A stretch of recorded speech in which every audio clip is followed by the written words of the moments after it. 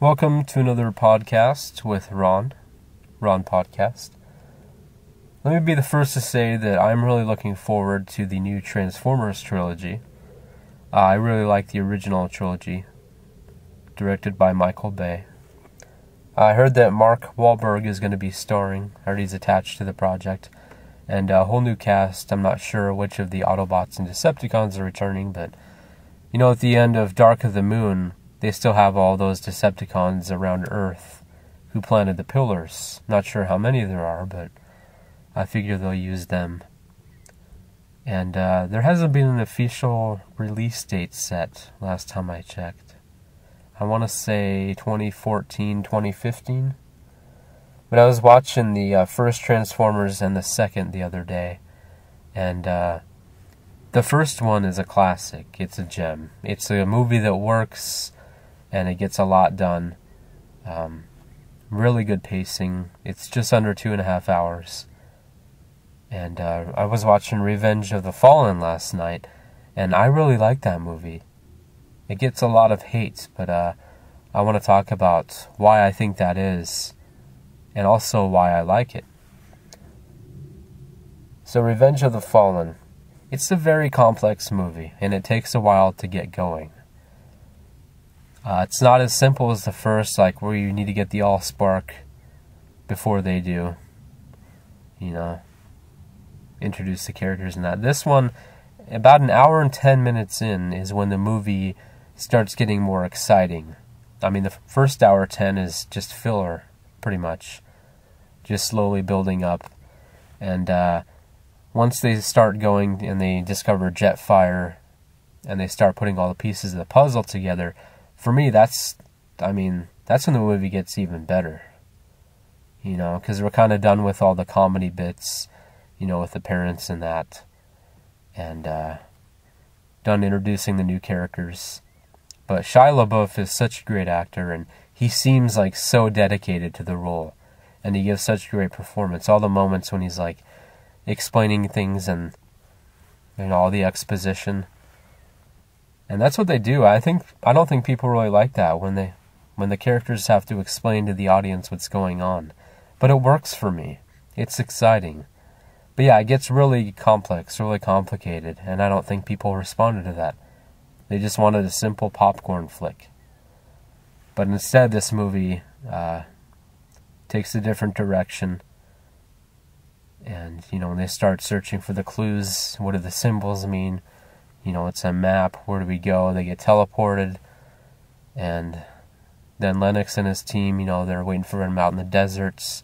And it all builds up very slowly, but I think it's really well done. The only problem I have with this movie is that the music, they just use, the music from the first movie pretty much. Now in Dark of the Moon, they had some really, really good music pieces. Some that specifically matched the action, which is incredible. You imagine how long that took to edit. Leo, Sam's roommate, such a funny guy. I think he worked well in the movie, especially when he's playing off John Turturro's character in the end. And what else do I got here? The second movie, Revenge of the Fallen, it's not as much fun as the first. It's not really a fun movie. The first one, it's like, you want to be Shia LaBeouf's character. You want to be running around, discovering this alien race, and then carrying the Allspark in the end. That's something for, the diehard fans. With Revenge, it's a darker movie, and it's just not fun. Which isn't really a bad thing. Kind of like Jurassic Park and the Lost World. The first one's exciting, and the second one, it's just kind of like, well, we're here, we got to deal with this, let's get in, get out, and that's it. And this one, of course, there's the death of Optimus Prime. Sam and Michaela with their relationship issues. Sam going to college. Just a lot of dramatic elements to the movie, but it's a sequel. What do you expect? It's not going to be happy. Sam's not going to be, popular at school or anything. I think they did a good job with this one. I think it gets a lot of hate, and I think people just need to turn their brains on for this movie and enjoy it. The cinematography, Michael Bay, he's brilliant at it. All the shots are great. He's able to balance the shaky cam and the still shots, the panning, and gives us his trademark look. And I think this movie is great. Megan Fox is really good. And really good finale, too. Lots of action. One idea that I had, now I think people would have responded more to this movie if this had happened. So at the beginning, we scrapped the whole college thing. Beginning of the movie, we're shown a montage of action sequences featuring Sam with the Autobots. You know, whether they're fighting crime on the streets, fighting Decepticons, they just show us what he's been up to the last couple years. And I'd say, do that at the beginning of the movie. And the whole movie should be dedicated to Sam with the Autobots, you know, responding to some global threat. And I say save the college thing for the third movie. I think it'd be more dramatic. Because at the beginning of this one, you know, we got Sam talking to Bumblebee. He's like, you know, you're my best friend, okay? But I gotta go to college, okay? And I think it was just too soon. You know, they spent a lot of time, you know, with them talking in that. So that wasn't the issue. They, you know, dedicated good time to that. But I think it was just too soon for this franchise. I mean, of course, college, you know, it's going to happen eventually. But did they really have to jump ahead 2 years? You know? Could just show it in a montage or something. But yeah, I think people would have responded to that more. And, of course, the filmmakers, you know, they blame the writer's strike for all of it. I think that's a load of crap. Just because people don't like your movie doesn't mean you have to come up with excuses. This movie is about 2.5 hours long. Okay, so don't blame anyone for, you know, a writer's strike. I mean, you edit the thing, you share it with people. I know studios give you the release date and all that, but I think the movie's just too complicated for audiences. I think Michael Bay made a really, really smart movie. I don't know how many writers worked on this, but they did a great job. I love it. I mean, like I said, after an hour and 10, you know, when they go back and they get Simmons at the deli, like that's when it starts to pick up.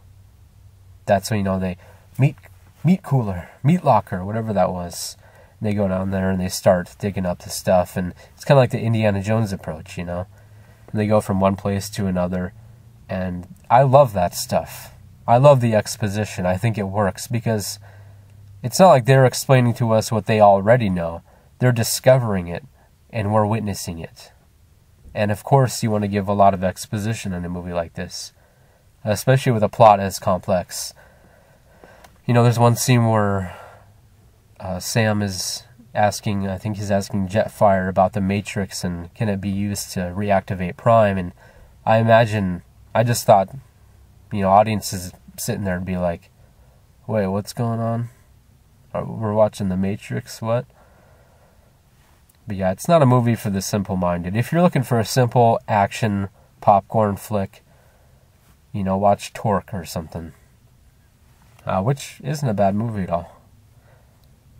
But yeah, this one's very complex. And with the new trilogy, I'm not really sure what they're going to go for. Another global threat, if it's going to take place on Cybertron some of the time. I think a prequel would be a good idea. You know, just have one prequel showing us the war of Cybertron. Even though they did some flashbacks in that in the first couple movies, it'd still be nice to see that. And Dark of the Moon, the action in that movie is amazing. Like I said before, they got the music timed to some of those bits in there, and that's just brilliant. There's a little bit of filler in the beginning. You know, Michaela, of course, Megan Fox is in the movie, but Carly, who is smoking hot, and actually a pretty good actress, too. She does a really good job. She adds a lot to the story. And I think the last almost hour is just non-stop action, and they got some amazing sequences in there. I think it ends a little bit better than the last one. The last one, you know, they go to the shot on the aircraft carrier, and before that, they have a small montage, you know, when they're wrapping things up. But this one I liked when Sam and Carly are running towards each other, and they got the classic Michael Bay shots, you know, the zoom in and out, kind of the blurry. And I like that ending a little bit more. But yeah, great trilogy. I think Dark of the Moon was a little bit simpler for audiences. So I guess the filmmakers, you know, they took note of what fans were saying. But I'd say watch Revenge of the Fallen again. Watch it on a big screen. Turn the volume up. Turn your brain on. And try and enjoy it for what it is. You know, pay attention to the great cinematography, the very smart writing. And, yeah, let me know what you think of it. Anyways, that's going to do it for my rant about Trans4mers. Stay tuned for more news. Maybe they'll have an official release date for the new trilogy. But leave some comments below, video responses, and I will talk to you later.